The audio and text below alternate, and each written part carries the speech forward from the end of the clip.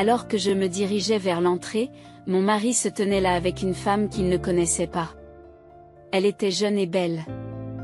Lorsque je lui ai demandé qui elle était, mon mari a souri et m'a dit, « Voici ma nouvelle femme. Désormais, nous vivrons ensemble dans cette maison. » De quoi parlez-vous? Qu'est-ce qui se passe tout d'un coup? Je ne comprends pas. C'est pourquoi je te dis que je divorce. Je suis devenu président et j'ai pris le contrôle de cette maison. Qu'est-ce que tu veux dire? Pars vite. Nous n'avons plus besoin de toi, ma tante. Avec ces mots de mon mari et de sa maîtresse, j'ai été chassée de la maison. Je m'appelle Sandy et je suis une employée de bureau de 30 ans. Je travaille dans une entreprise appartenant à mon père et je le soutiens au travail et dans sa vie privée. En effet, depuis que j'ai perdu ma mère, nous sommes seuls. Comme mon père se débattait avec les tâches ménagères, j'ai commencé à cuisiner et à faire le ménage lorsque j'étais au collège et je lui préparais également ses déjeuners. Mon père a apprécié mes efforts et m'a appris à étudier. Grâce à lui, j'ai pu entrer dans un bon lycée et plus tard à l'université.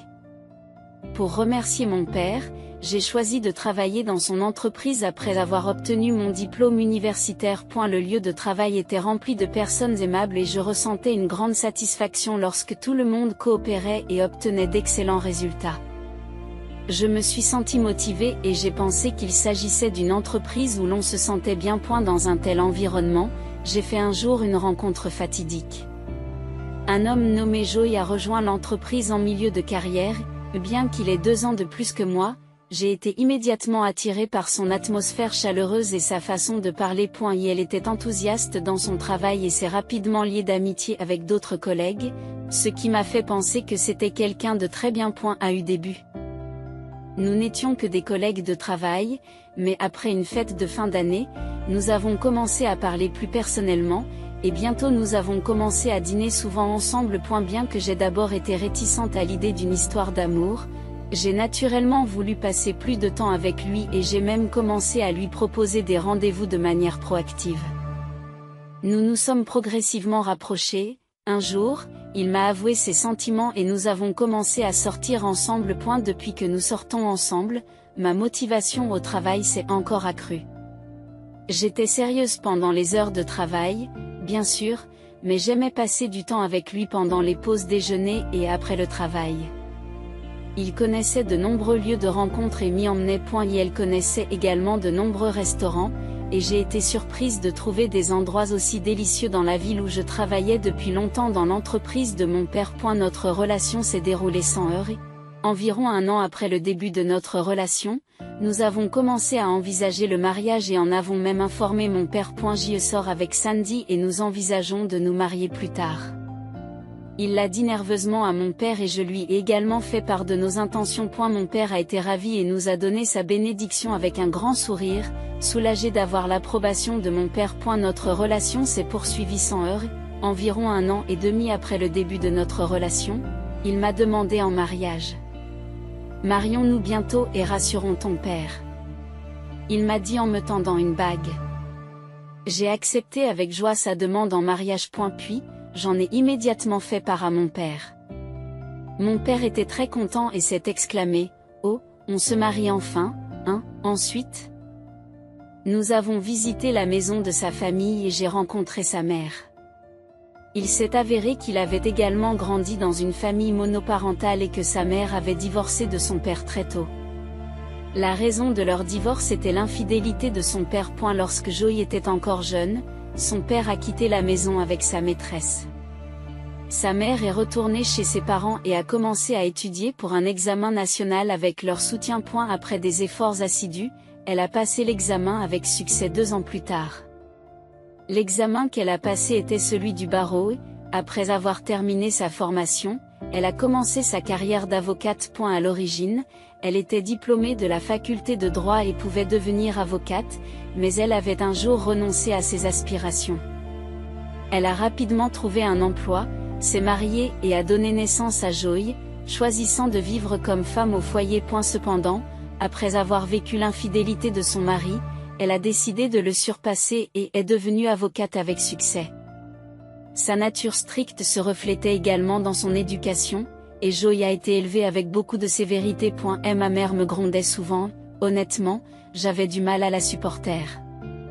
Elle a toujours été stricte, alors elle pourrait l'être avec vous aussi. Il m'a mise en garde, et je me suis sentie nerveuse à l'intérieur. D'accord, je comprends.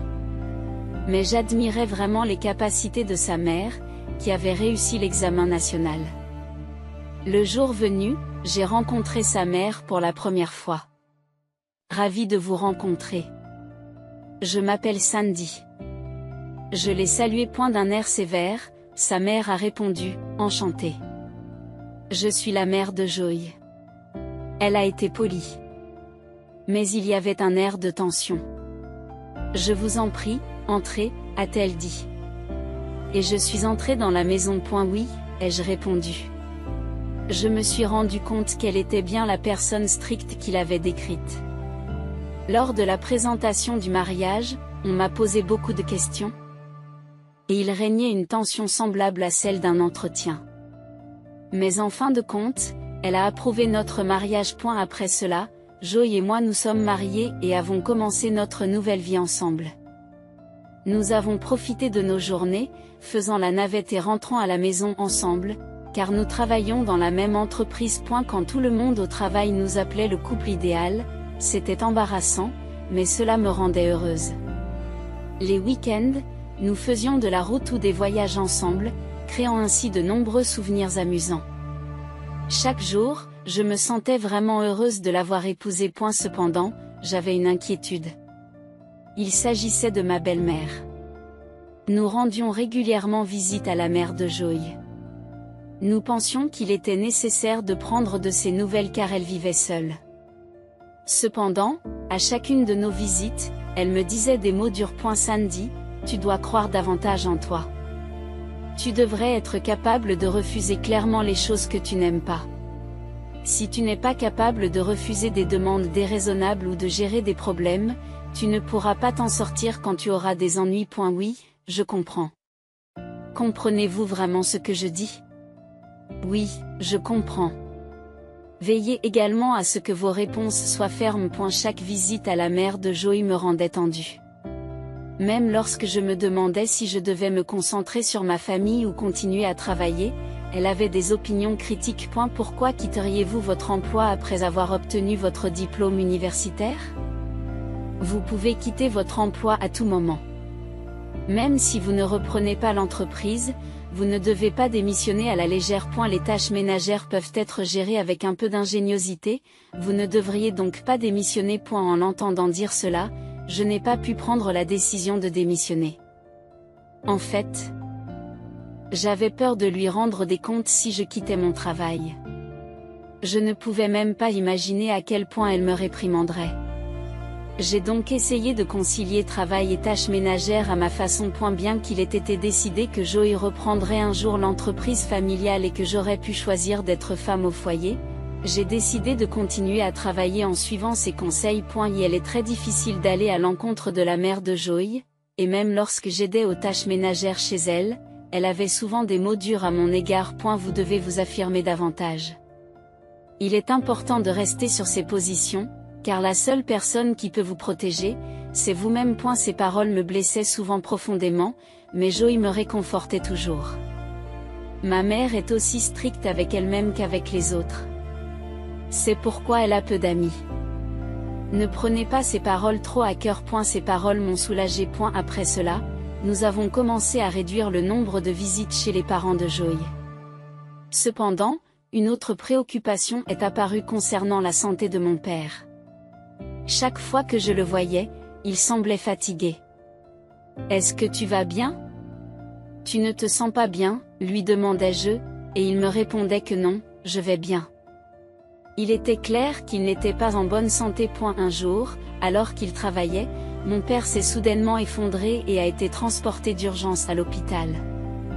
Heureusement, sa vie n'était pas en danger, mais il était très affaibli et les médecins nous ont conseillé de vivre avec lui si possible pour surveiller son état. Lorsque j'en ai parlé à Joey, il a immédiatement accepté. Nous devrions vivre avec ton père et garder un œil sur lui, car je m'inquiète pour sa santé. Joey a répondu, merci, Joy. A eu début, mon père a hésité à vivre avec nous, mais après que j'ai insisté sur le fait que nous devions donner la priorité à sa santé, il a accepté. Nous avons emménagé dans la maison de mon enfance pour commencer notre vie ensemble. Et la cohabitation s'est bien passée, et Joy et mon père ont noué de bonnes relations. J'étais rassurée de pouvoir vivre près de mon père. En vieillissant, il est devenu moins actif qu'auparavant. Il est inévitable qu'il ne reste pas toujours énergique. Avec l'âge, une détérioration soudaine ou une maladie est devenue une source d'inquiétude. Au milieu de tout cela, il y avait quelque chose de légèrement inquiétant. Un jour, en rentrant des courses, j'ai trouvé Joy au téléphone dans la chambre. Oui, tout sera bientôt entre nos mains. Ne t'inquiète pas, tout se passe comme prévu. J'étais curieuse de savoir de quoi il parlait, mais j'ai décidé qu'il valait mieux ne pas écouter sa conversation téléphonique. Je suis allée à la cuisine pour ranger les courses, et après que Joy ait terminé son appel, il est venu me voir. Tu es déjà rentré ? Oui, je viens de rentrer. Je ne voulais pas t'interrompre puisque tu étais au téléphone. Tu as entendu ça ? Demande Joy. Non, je n'ai absolument pas écouté. Ai-je répondu. D'accord, dit-il en affichant une expression troublée. Est-ce que c'est quelque chose que je n'aurais pas dû entendre ? Une vague d'anxiété m'envahit. Comme nous travaillons au même endroit, je doutais que l'appel soit lié au travail.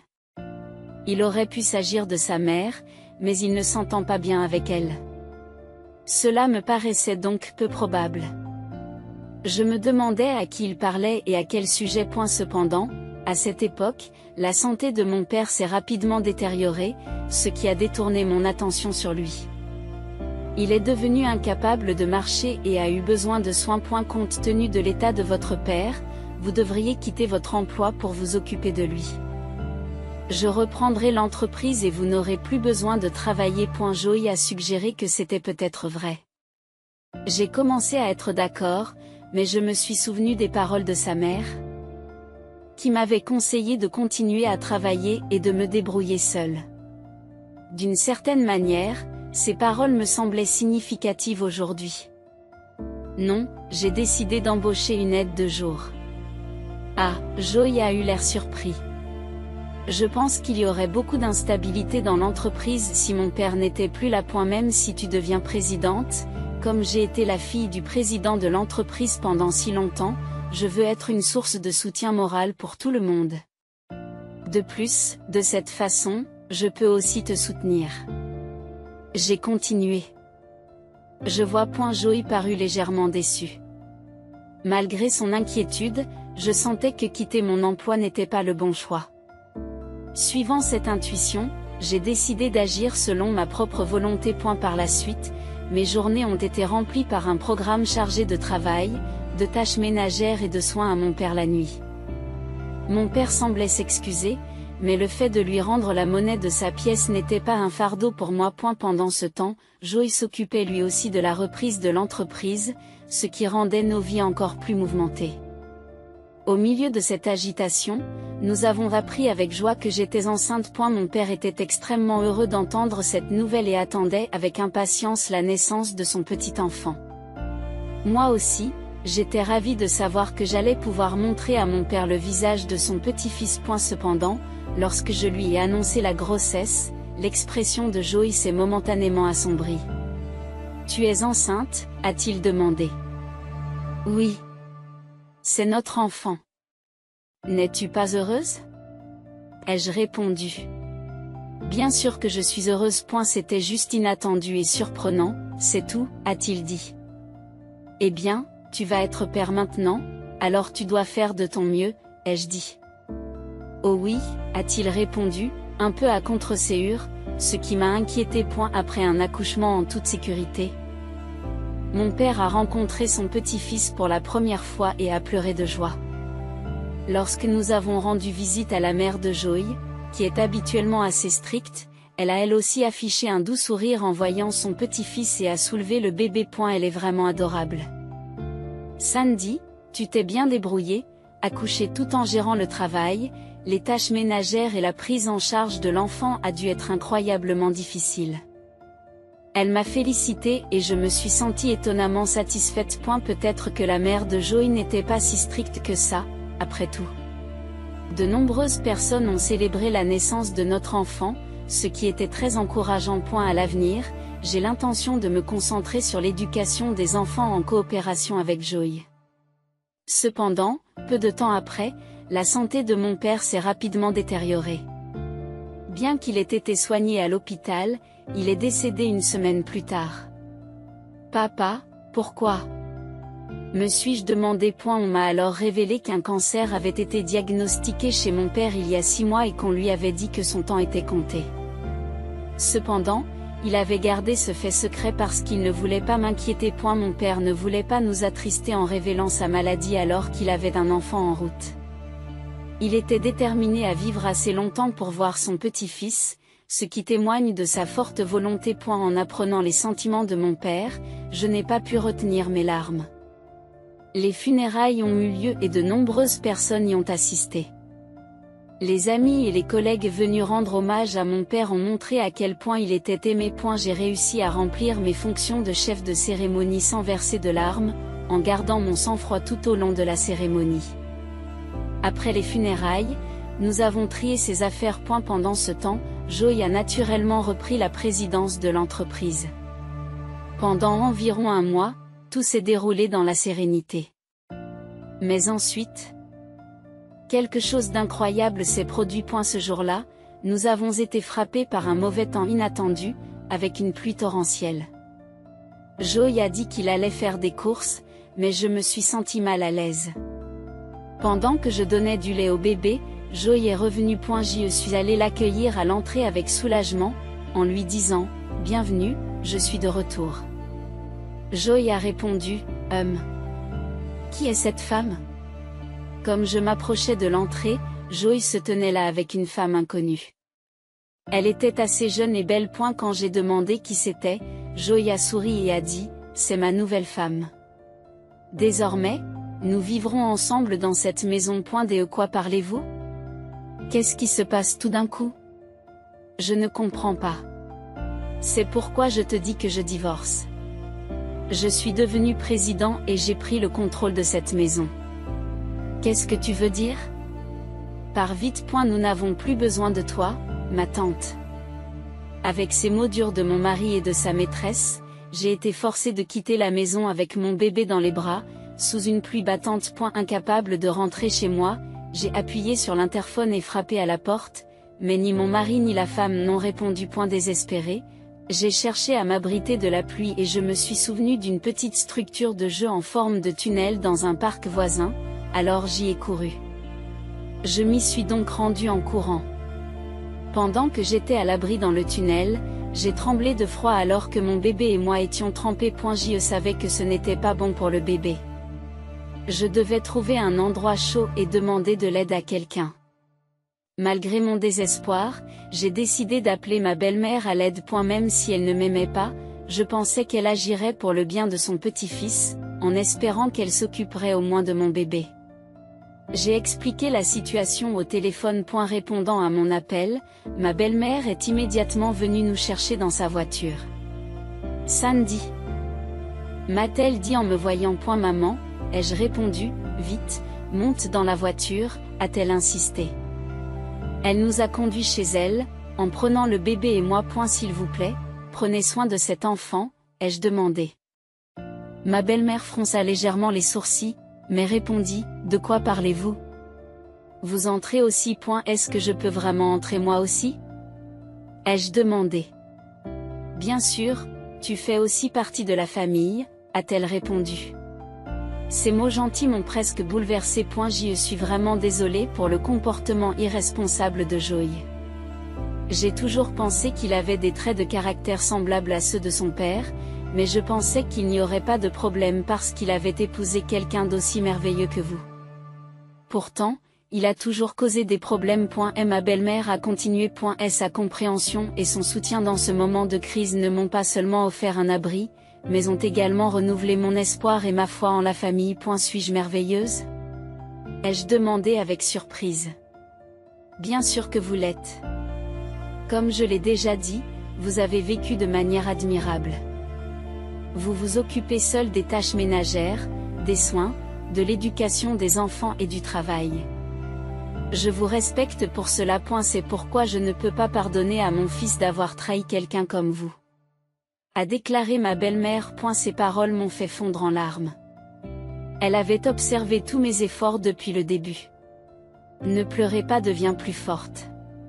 Tu es une mère. M'a-t-elle conseillé? Oui, elle m'a doucement tamponné la tête pour me réconforter et m'a préparé du café chaud. Après que je me sois un peu calmée, ma belle-mère a pris la parole avec détermination. Maintenant, il est temps de riposter. Nous allons corriger cette injustice. Elle a déclaré son soutien en tant qu'avocate et s'est préparée à se tenir à mes côtés. Je n'aurais pas pu rêver d'un soutien plus fort. Ensemble, nous avons élaboré un plan pour confronter mon mari et sa maîtresse, qui avaient injustement pris possession de ma maison. En arrivant à la maison, mon mari nous a accueillis avec dédain. Que faites-vous ici? Mais dès qu'il s'est rendu compte que sa mère était derrière moi, son expression s'est transformée en une expression de choc. Pourquoi maman est-elle ici? A-t-il demandé. Joy, aujourd'hui, je ne suis pas ici en tant que mère, mais en tant qu'avocate. Nous avons beaucoup de choses à nous dire, alors laisse-nous entrer. Si tu refuses, nous nous retrouverons au tribunal. A déclaré ma belle mère. À contre-séure, mon mari nous fit entrer. La maîtresse était visiblement choquée de nous voir, ma belle-mère et moi, mais elle fut encore plus stupéfaite d'apprendre qu'elle était l'avocate. Commençons la discussion. Vous avez dit que vous aviez hérité de la maison, mais où sont les documents qui le prouvent? Sandy était censée en hériter. Ma belle-mère a posé des questions. J'ai correctement préparé les documents et accompli les procédures. Il n'y a donc pas de problème. Mon mari a répondu. Ce n'est pas exact. Sandy dit qu'elle ne se souvient pas avoir signé de tels documents. Les documents de transfert de propriété nécessitent la signature de la personne concernée pour être présentés. Ma belle-mère a répliqué. Pris au dépourvu par son affirmation. Mon mari a trébuché sur ces mots. Il semblait que les documents avaient été falsifiés. Ma belle-mère a insisté auprès de mon mari. Et la falsification de documents est un acte légalement punissable. Comprenez-vous ce que vous avez fait? Je ne vous laisserai pas vous en tirer en prétendant l'ignorer. Même si vous ne saviez pas, vous ne pouvez pas échapper à vos responsabilités. Elle a continué. Mon mari s'est mis à transpirer abondamment, sa panique devenant évidente. La maîtresse a également perdu son sang-froid. Regardant autour d'elle avec anxiété. Sandy a signé. Elle était simplement bouleversée et avait oublié. Mon mari a tenté de se défendre, mais j'ai calmement répliqué, non, je n'ai rien signé. Non, je n'ai rien signé. Une analyse graphologique le prouvera. Vous avez falsifié les documents. C'est un fait évident. Mon mari s'est débattu, marmonnant, eh bien, Joy, arrêtez ces bêtises. Ma belle-mère l'a grondé, le faisant littéralement tituber. Désolé de l'avoir fait falsifier, avoua-t-il. La preuve est donc complète. Déclara ma belle-mère en indiquant un enregistreur vocal. Mon mari est devenu pâle, sans voix et immobilisé. Quoi qu'il en soit, en tant qu'avocate de Sandy, j'exige que vous fassiez le partage des biens et que vous quittiez cette maison immédiatement. Elle a déclaré. Pourquoi la soutiens-tu, maman? Plaide mon mari. Sandy est une personne respectable. Une fois qu'elle t'a épousé, elle est devenue un membre de ma famille, ce qui fait qu'elle est importante pour moi aussi. Ma belle-mère a répondu. Mais je suis ton vrai fils. A-t-il protesté. Tu as trahi cette famille. À partir de maintenant, je coupe les ponts avec toi. Je ne veux plus jamais te voir devant nous. Découragé, mon mari baissa la tête de honte. La maîtresse, elle aussi, était visiblement ébranlée et semblait pétrifiée. Suite à cela, mon mari et moi avons divorcé et j'ai pu récupérer les biens de mon père. Mon ex-mari a perdu son poste dans l'entreprise et a été mis à l'écart par le personnel, ce qui l'a contraint à démissionner. En réalité, il a quitté l'entreprise comme s'il s'agissait d'une fuite. Par la suite, j'ai repris l'entreprise de mon père et j'en suis devenue la présidente. Pendant la journée, ma belle-mère venait m'aider à m'occuper du bébé. Je ne m'attendais pas à ce qu'une personne avec laquelle j'avais des difficultés devienne un soutien aussi important. Je lui suis vraiment reconnaissante de son aide. Quant à mon ex-mari, après avoir quitté l'entreprise, il n'a pas réussi à se procurer une grande maison, ce qui a conduit sa maîtresse à l'abandonner. Il est aujourd'hui accablé de dettes et de pensions alimentaires, et il a du mal à joindre les deux bouts grâce à des emplois à temps partiel. En tant que président, je travaille vigoureusement tout en me consacrant à la protection des moyens de subsistance de nos employés et de mon enfant. Ce parcours difficile a réaffirmé la valeur de la famille et de la résilience, me guidant pour mener ma famille et l'entreprise vers un avenir stable.